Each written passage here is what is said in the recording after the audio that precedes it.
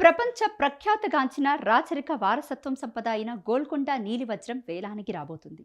ఒకప్పుడు ఇండోర్, బరోడా మహారాజుల వద్ద ఉన్న ఈ వజ్రం మే 14వ తేదీన జెనీవాలో జరిగే క్రిస్టియన్ మ్యాగ్నిఫిసెంట్ జ్యువెలర్స్ సేల్లో వేలానికి రానుంది.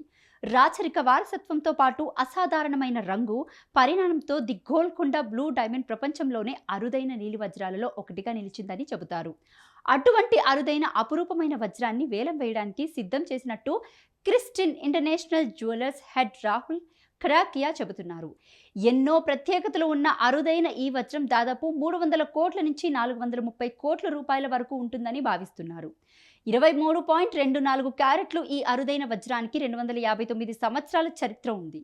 మొదట ఈ నీలి వజ్రం ఇండోర్ రాజవంశం యొక్క గొప్పతనానికి చిహ్నంగా ఉండేదని చెబుతున్నారు. పూర్వం ఇండోర్ను పాలించిన మహారాజా యశ్వంతరావు హెక్యులర్ II దగ్గర ఈ వజ్రం ఉండేదని 1923లో మహారాజా తండ్రి బ్రాస్లెట్లో పెట్టించారని చెబుతున్నారు. ఆ తర్వాత మళ్ళీ ఆభరణాలను రీడిజైన్ చేసిన సమయంలో ఈ వజ్రాన్ని ఇండోర్ ఫియర్ వజ్రాలలో చేసిన నెక్లెస్లో అమర్చారని చెబుతున్నారు. 1947లో న్యూయార్క్ ఆభరణాల వ్యాపారి హ్యారీ విన్స్టన్ దీనిని కొనుగోలు చేశారని, ఆ తర్వాత ఇది బరోడా మహారాజు వద్దకు చేరింది. చివరిగా ఒక ప్రైవేట్ సంస్థ ఈ వజ్రాన్ని సొంతం చేసుకుందని సమాచారం. ఎంతో విలువైన అరుదైన ఈ వజ్రం వేలానికి రావడం ప్రస్తుతం ఆసక్తికరంగా మారింది. ఇక ఈ వజ్రానికి సంబంధించి ఫ్రెంచ్ చిత్రకారుడు బెర్నార్డ్ బౌంటెట్ డి మాన్వల్ ఒకప్పటి ఇండోర్ మహారాణి చిత్రాన్ని గీసి ఆ చిత్రంలో రాణి ధరించిన ఆభరణాలలో ఈ డైమండ్ కూడా ఉన్నట్టు చూపించారు.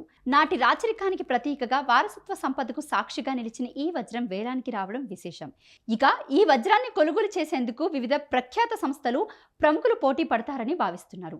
అత్యంత విలువైన ఈ వజ్రాన్ని దక్కించుకునే ప్రముఖులు ఎవరో వేచి చూడాల్సిందే. అలాగే అత్యంత ప్రతిష్టాత్మకమైన ఈ వజ్రం విలువ వేలంపాటలో ఎంత పలుకుతుందో కూడా వేచి చూడాల్సిందే. కాగా ఈ వజ్రం మూలాలు మన గోల్కొండ గనులతో ముడిపడి ఉన్నాయని అంటున్నారు.